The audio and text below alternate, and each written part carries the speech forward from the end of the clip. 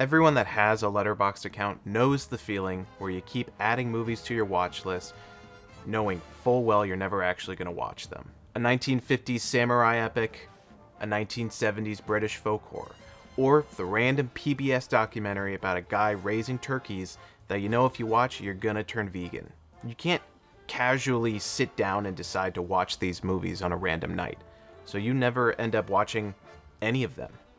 I'm tired of seeing my watch list grow and grow without me checking any of the films off. So for this show, I'm going to put my entire watch list on shuffle, and whatever fate decides is what I watch. Welcome to the Watchlist Roulette.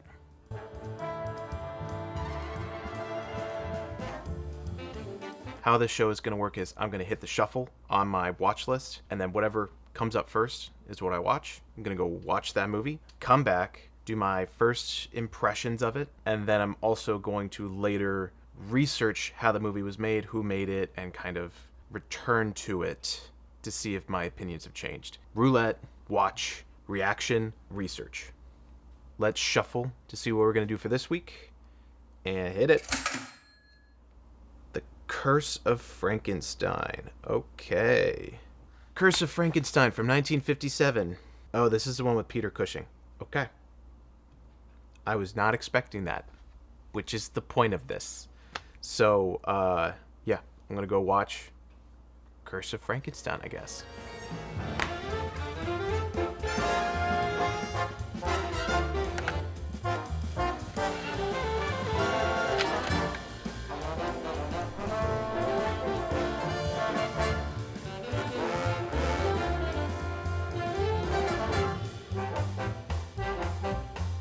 Just finished Curse of Frankenstein. Complete late night thoughts about this movie. It was fun. It's a very loose adaptation, very simplified version of Mary Shelley's work.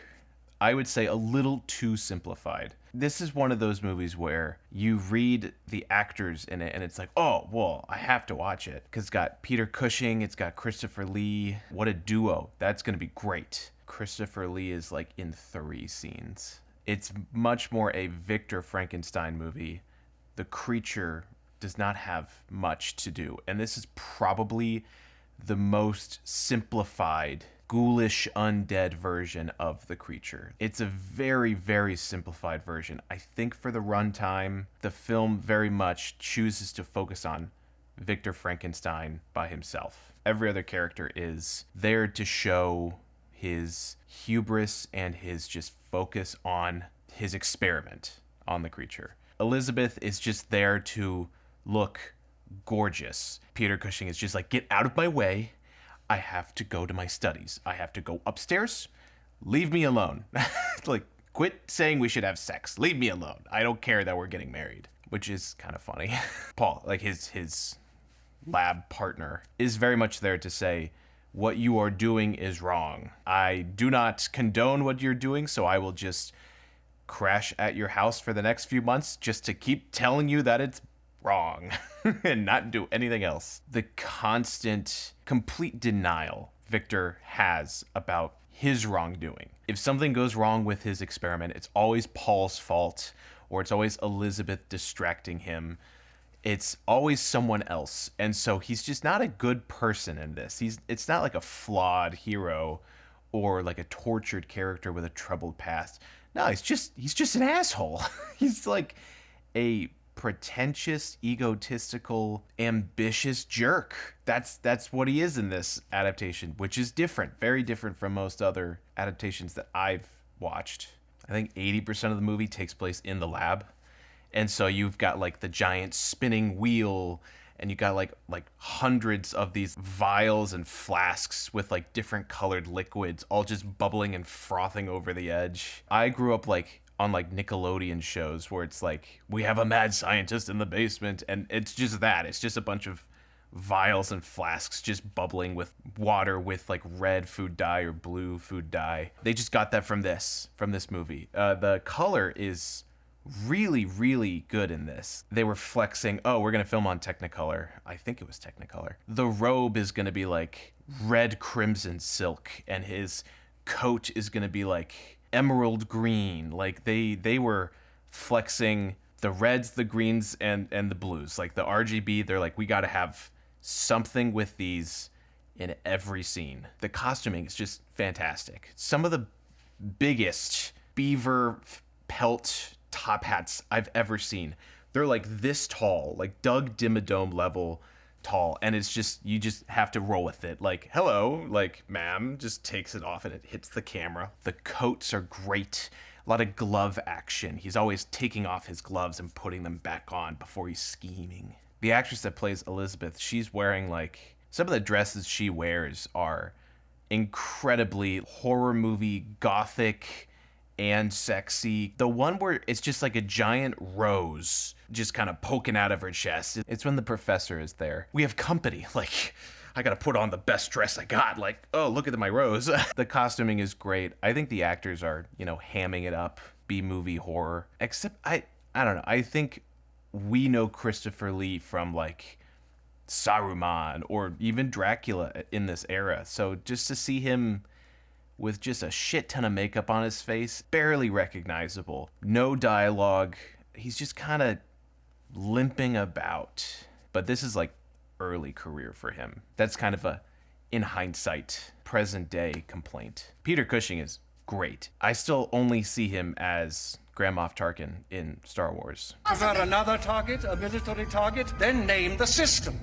So this one, his voice is much more subdued. He's less articulate in his words, The best shot, what is the big reveal. Peter Cushing opens the door and the camera rushes past him and we see, standing, breathing for the first time, the creature, and it like rips off its mask and it's like thunder and lightning.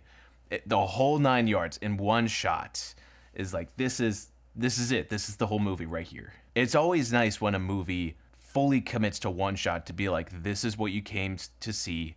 We know you want to see it.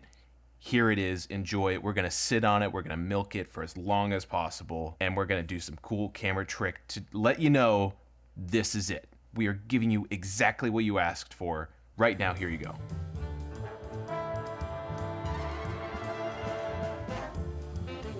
The Curse of Frankenstein is a 1957 horror film from Hammer Film Productions, a British company known for their popular gothic horror series with classic movie monsters, such as Victor Frankenstein and The Creature. Hammer Horror excelled in gothic atmosphere, affordable budgets, and putting blood on the big screen in color.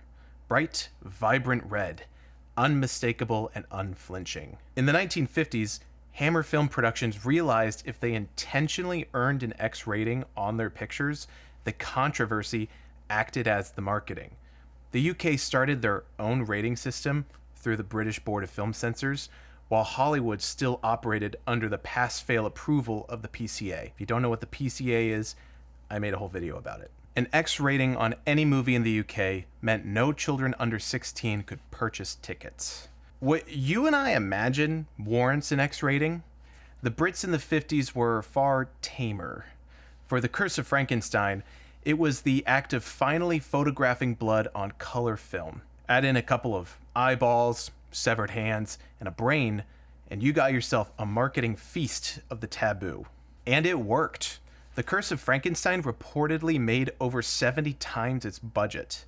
The film was so successful that Hammer Horror became the cash cow strategy of the entire studio. Remake a monster movie IP, change some of the characters so Universal doesn't sue, keep the budget as minimal as possible while still shooting on color film, scare up the ticket sales with an X rating, use a Hollywood studio like Warner Brothers to ship it overseas, and then serialize any successful picture with 5 or 6 sequels.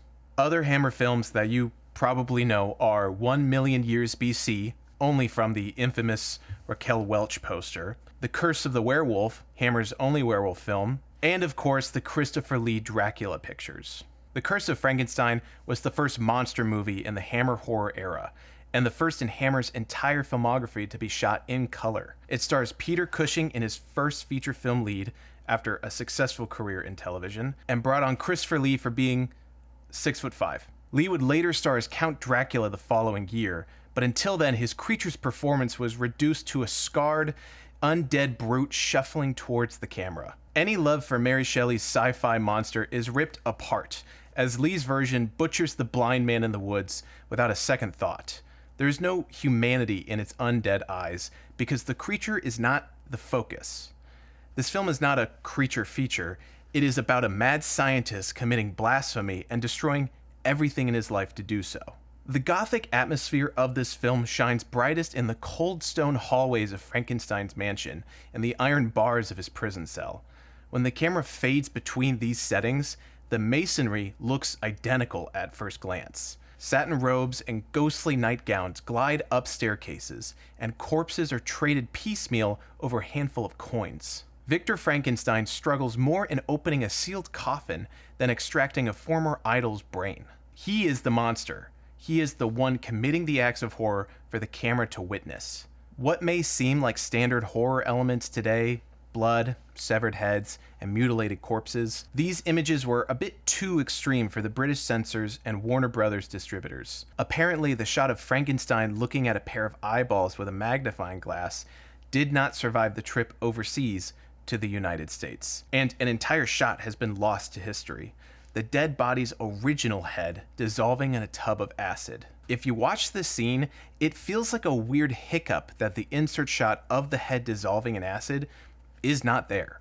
It's a setup without any payoff, but thankfully the acid tub returns for the big finale. British critics saw the Hammer horror films as gruesome and cruel, an insult to the craft of cinema, a race to the moral bottom of the barrel. Meanwhile, the general audiences in London, the United States, and especially Italy, couldn't get enough of these films. Peter Cushing returned as Victor Frankenstein for 5 out of the 6 sequels. Christopher Lee became a horror icon as Count Dracula, which had its own series of sequels. In a world where the scary movies only showed for a week in theaters, The Curse of Frankenstein sold out for 3 weeks in Boston. And I do side with Boston. Most of the time, but especially now. As soon as I looked at that poster, I knew I had to see this movie. I almost thought the poster was the best part, until that fantastic shot of Victor opening the door to reveal the creature alive for the first time. And Hazel Court with the rose dress. You can tell Elizabeth was lonely in that mansion. Victor and Paul were too busy taking clothes off dead bodies, so she had to make sure Professor Bernstein was staying as long as possible. Damn it, Victor got to him first. Earlier, I kept saying color film in a vague way because I accidentally fell into a rabbit hole. Unlike the old Hollywood classics like The Wizard of Oz and Singing in the Rain, The Curse of Frankenstein wasn't shot on Technicolor. It was shot using a new, cheaper system of color. Eastman color, from a little company called Eastman Kodak. Technicolor was a 3-strip process that used dyes of red, green, and blue on separate strips of celluloid to transfer the color onto a single strip in one step of development. It was a pain to shoot with, was very expensive, yet it had magical results in the developing room. Eastman color on Kodak, though, was a single strip film that needed multiple steps to chemically transfer the image through development. It was way easier to shoot with, but the post-process resulted in lower quality color, louder grain noise, and a higher contrast in the shadows. Also, Eastman color fades over time where Technicolor doesn't, especially in the reds. So you can count yourself lucky when Victor Frankenstein wipes his surgical gloves over his coat and smears that beautiful shiny crimson. I didn't know Kodak film color started this early in history. It's fascinating that Technicolor was still seen as the best in quality, but Kodak was easier to work with on set. From Hammer horror films to Lawrence of Arabia and Ben-Hur, Kodak film became the new standard for color. Large format Panavision, cheap genre scares, battle sequences across oceans and desert heat, Kodak could do it all.